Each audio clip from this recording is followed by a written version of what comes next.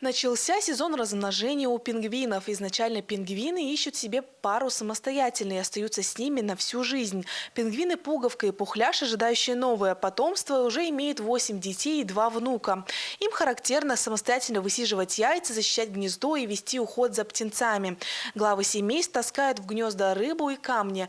Людей здесь они не боятся, а наоборот с интересом наблюдают.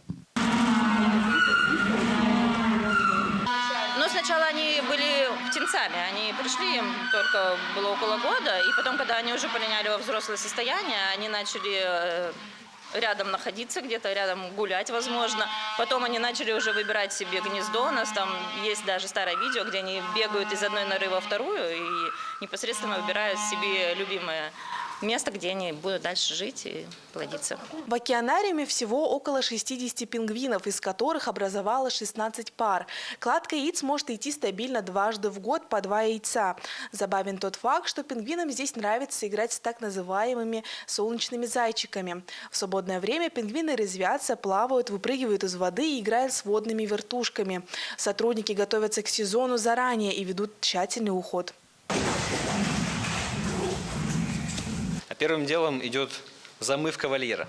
Мы все полностью моем, убираем при помощи керхеров.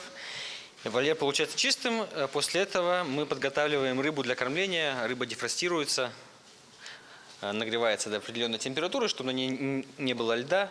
И мы их кормим. Выходим с ведром, они сразу выбегают все из воды, начинают бегать за ведром. И кого-то мы кормим на берегу с рук, а кому-то кидаем в воду, чтобы их разделить, чтобы все равномерно, одновременно наелись. В научно-образовательном комплексе придерживаются естественного взращивания птенцов. Орнитологи лишь контролируют процесс высиживания и следят за состоянием пернатых. Лиана Михайлова, Владивосток.